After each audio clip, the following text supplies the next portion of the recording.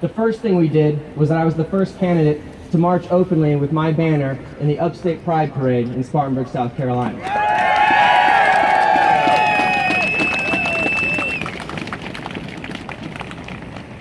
The second first as a candidate that we were able to do that I'm so proud of is that I was the first candidate. Actually, I got three. Where's Jalen? Jalen, I was also told I was the first candidate to attend a Black Lives Matter meeting. All right? So the third first was I was also the first candidate to visit our upstate Islamic Center. Thank you, Dr. Malucci. And here's the last little story that I want to tell, because something happened during my visit. I gave my normal stump speech. Things were going pretty well. We had our Q&A session afterwards.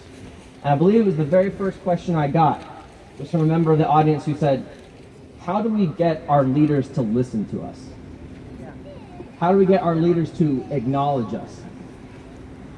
And it really bothered me because a lot of the questions I got had this undercurrent of fear. Because they know what's going around outside. They know why I was the first person to visit the Islamic Center. And what I told him that day is what I want to tell all of you, and I cannot say this strongly enough.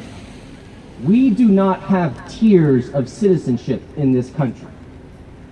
We have one tier, and if you are an American, you are an American in full. There's not one tier if you are white and another tier if you are black. There's not one tier if you're a Christian and another one if you're a Muslim. There's not one if you love as a straight person or as LGBT. In this country, we are one people. Our Constitution guarantees that all of us are equal human beings with full dignity and full rights.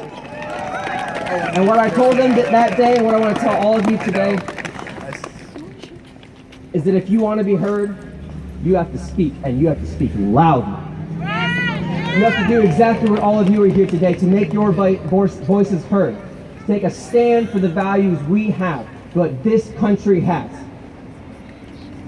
And if you are ever in fear, if you are afraid that this country is failing to live up to its values, know one thing. Everyone here around you will stand with you.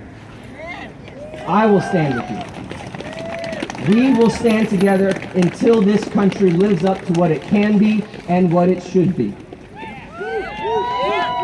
Y'all stay warm. God bless.